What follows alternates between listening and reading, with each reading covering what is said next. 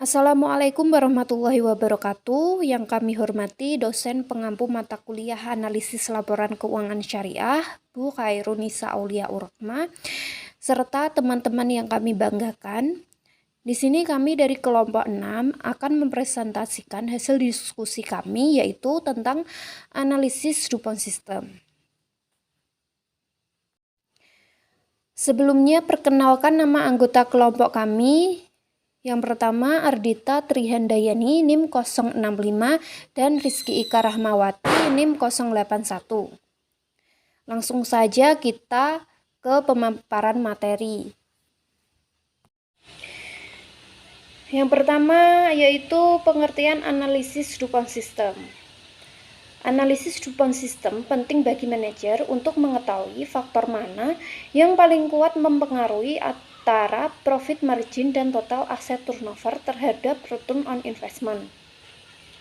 Analisis DuPont System merupakan pendekatan untuk mengevaluasi profitabilitas dengan tingkat pengembalian ekuitas. DuPont System dapat memberikan informasi mengenai berbagai faktor yang menyebabkan naik turunnya kinerja keuangan sebuah perusahaan.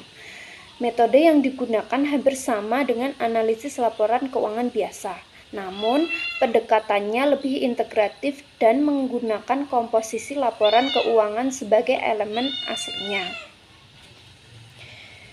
DuPont System adalah return on investment yang dihasilkan melalui perkalian antara keuntungan dari komponen-komponen sales serta efisiensi penggunaan total aset di dalam menghasilkan keuntungan tersebut. Analisis DuPont System dapat mengukur kinerja keuangan secara lebih terperinci, yaitu menunjukkan bagaimana margin laba bersih, perputaran total aset, dan equity multiplier dalam menentukan tingkat pengembalian ekuitas. Melalui analisis DuPont System ini memberikan informasi mengenai berbagai faktor yang menyebabkan naik turunnya kinerja keuangan sebuah perusahaan. Sebenarnya metode hampir sama dengan analisis laporan keuangan biasa, namun pendekatannya lebih integratif dengan menggunakan komposisi laporan keuangan sebagai elemen analisisnya, yaitu dengan menganalisis rasio keuangan agar perusahaan dapat mengetahui berbagai faktor yang mempengaruhi efektivitasnya dalam mengelola sumber daya yang perusahaan miliki, sehingga perencanaan keuangannya akan lebih baik di masa yang akan datang. Jadi tujuan analisis ini digunakan untuk mengetahui sejauh mana efektivitas perusahaan dalam mengelola asetnya dari penjualan yang menghasilkan laba, sehingga analisis ini mencakup berbagai macam rasio. Kemudian yang selanjutnya ada manfaat analisis DuPont System. Jadi manfaat dari analisis DuPont System itu adalah sebagai efisiensi produksi dan penjualan, pengukuran profitabilitas dari produk yang diperoleh, pengukuran efisiensi modal kerja. Dapat melakukan suatu perbandingan efisiensi modal perusahaan satu dengan perusahaan sejenis, serta perencanaan return on investment terhadap proyeksi penjualan. Dan terdapat beberapa manfaat dari analisis DuPont System, yaitu sebagai berikut. Yang pertama adalah menyeluruh atau komprehensif. Yang dimaksud menyeluruh atau komprehensif adalah dapat mengukur efisiensi penggunaan modal, efisiensi produksi, dan efisiensi penjualan.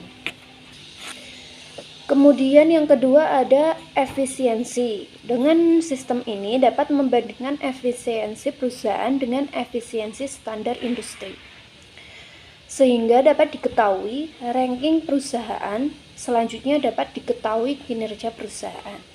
Yang ketiga ada dapat mengukur efisiensi tindakan. Yang keempat dapat mengukur profitabilitas. Dan yang kelima dapat membuat perencanaan.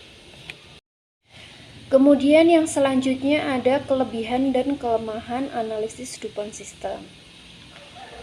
Berikut ini adalah kelebihan dari analisis DuPont System. Antara lain, Yang pertama adalah sebagai salah satu teknik analisis keuangan yang sifatnya menyeluruh dan manajemen bisa mengetahui tingkat efisiensi penggunaan aktiva. Yang kedua ada dapat digunakan untuk mengukur profitabilitas masing-masing produk yang dihasilkan oleh perusahaan sehingga diketahui produk mana yang potensial. Yang ketiga, dapat melakukan perbandingan efisiensi penggunaan modal kerja perusahaan satu dengan perusahaan sejenisnya. Yang keempat, digunakan sebagai ukuran efisiensi tindakan yang dilakukan oleh divisi. Yang kelima, dalam menganalisis laporan keuangan menggunakan pendekatan yang lebih terintegrasi dan menggunakan laporan keuangan sebagai elemen analisisnya. Terdapat kelebihan DuPont System, tentunya terdapat kelemahan juga. Di antaranya adalah dari segi sistem akuntansi, terdapat kesulitan dalam membandingkan rate of return suatu perusahaan dengan perusahaan yang lain yang sejenisnya juga karena praktik akuntansi yang dilakukan berbeda. Yang kedua, dari segi fluktuasi, terdapat fluktuasi nilai dari uang atau daya beli, dengan demikian sulit untuk menganalisisnya. Yang ketiga, terdapat kesulitan untuk melakukan perbandingan antara dua perusahaan atau lebih yang menghasilkan kesimpulan yang sempurna. Dan yang keempat, menggunakan return on investment saja tidak dapat mengadakan perbandingan dua masalah. Kemudian ada bagan DuPont System, bisa dilihat bagannya di atas ya. Jadi bahkan DuPont System yang disajikan pada gambar di atas menunjukkan elemen pembentukan return on investment, di mana nilai return on investment berasal dari net profit margin dan total asset turnover. Berikutnya, dari bagan tersebut dapat dilihat bahwa elemen pembentuk net profit margin dan total asset turnover. Elemen pembentuk net profit margin merupakan unsur laba rugi yang diuraikan secara keseluruhan mulai dari penjualan hingga kepada akun beban pokok penjualan, beban operasi, dan beban lain yang mempengaruhi laba usaha. Sedangkan total asset turnover diuraikan dari unsur laporan neraca khususnya kelompok aktiva perusahaan, baik aktiva lancar maupun aktiva tetap. Selanjutnya yaitu perhitungan metode DuPont. Yang pertama yaitu ada net profit margin atau NPM. Net profit margin adalah resiko yang mengukur perbandingan antara laba bersih dengan penjualan. Angka ini menunjukkan berapa besarnya presentase pendapatan bersih dengan penjualan. Perhitungan net profit margin dimaksudkan untuk mengetahui efisiensi perusahaan dengan mengetahui besar kecilnya laba usaha dalam hubungan dengan tingkat penjualan. Rumus untuk mencari net profit margin adalah net profit margin sama dengan laba bersih dibagi penjualan dikali 100%. Yang kedua ada metode yaitu total asset turnover atau TATO. Total asset turnover digunakan untuk mengukur penggunaan semua aktiva perusahaan. Kemudian juga mengukur berapa jumlah pendapatan yang diperoleh oleh setiap rupiah aktiva, dan biasanya risiko ini dinyatakan dengan desimal. Rumus untuk mencari total asset turnover adalah total asset turnover sama dengan penjualan dibagi total aktiva dikali 100%. Yang selanjutnya yaitu menggunakan return on investment atau ROI. Return on investment atau ROI merupakan rasio yang menunjukkan hasil return atau jumlah aktiva yang digunakan dalam perusahaan atau suatu ukuran tentang efisiensi manajemen. Penentuan return of investment berfungsi untuk mengatur efektivitas penggunaan aset terhadap laba bersih. Rumus untuk mencari return of investment adalah sebagai berikut. ROI sama dengan NPM atau net profit margin dikali TATO. Yang keempat yaitu menggunakan equity multiplier. Equity multiplier menggambarkan seberapa besar ekuitas atau modal jika dibandingkan dengan total aktiva perusahaan atau seberapa besar aktiva dibiayai oleh utang. Rumus untuk mencari equity multiplier adalah sebagai berikut, yakni equity multiplier sama dengan total aktiva dibagi total ekuitas dikali 100%. Yang kelima, yang terakhir yaitu return on equity atau ROE. Analisis DuPont System dilakukan dengan memecah return on equity atau ROE menjadi beberapa bagian. Mengapa menggunakan ROE? Karena ROE menggambarkan besarnya return of return yang didapatkan oleh pemegang sahamnya Dengan memacet perhitungan ROI dapat mengetahui bagaimana suatu bisnis mendapatkan keuntungan. Rumus untuk mencari return on equity yaitu return on equity sama dengan ROI kali equity multiplier.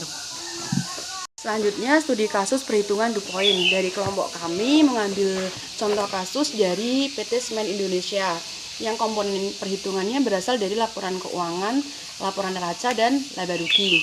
Di sini tabel 1 menjelaskan mengenai laporan neraca di mana terdapat dari tahun 2012 sampai tahun 2017 dengan diketahui total aktiva dan total ekuitas sebagai berikut.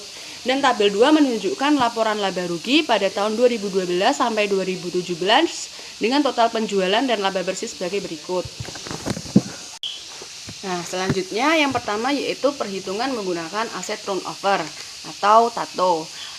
Rumus dari aset turnover itu sendiri yaitu penjualan per total aktiva dikali 100%, sehingga muncullah hasil yaitu aset turnover sebagai tabel berikut ini pada tahun 2012 sampai 2017. Nah, perubahan dari setiap tahun itu ada yang minus dan ada yang surplus. Selanjutnya yaitu menggunakan metode yang kedua, net profit margin. Net profit margin dihitung menggunakan laba bersih dibagi penjualan dikali 100%. Pada tahun 2012 sampai 2017 terdapat net profit margin sebagai berikut di bawah ini, yaitu berapa persen. Lalu dari total net profit margin tersebut terdapat kenaikan ataupun penurunan. Yang ketiga yaitu menggunakan perhitungan return on investment atau ROI. ROI itu sendiri dihitung menggunakan net profit margin dikali dengan aset turnover. Di sini diketahui dari tahun 2012 sampai 2017 menghasilkan return on investment sebesar persentase sebagai berikut, sehingga terjadi perubahan naik ataupun turun. Selanjutnya yaitu mengenai equity multiplier. Equity multiplier dihitung menggunakan total aktiva dibagi total ekuitas dikali 100%. Pada tahun 2012 sampai 2017 terdapat hasil dari equity multiplier sebagai berikut, dengan pada tahun tersebut terdapat perubahan naik ataupun turun. Yang terakhir yaitu selanjutnya return on equity. Return on equity atau ROE dihitung menggunakan ROI atau return on investment dikali equity multiplier. Berikut hasil dari return on equity pada tahun 2012 sampai 2017 pada PT Semen Indonesia, sehingga terjadi perubahan naik ataupun turun. Sekian presentasi dari kelompok kami. Apabila ada salah kata atau yang tidak berkenan, kami mohon maaf sebesar-besarnya. Assalamualaikum warahmatullahi wabarakatuh. Selesai sudah penyampaian materi yang telah kita sampaikan. Kami dari kelompok 6 meminta maaf apabila ada salah kata dalam penyampaian materi. Sekian, terima kasih. Wassalamualaikum warahmatullahi wabarakatuh.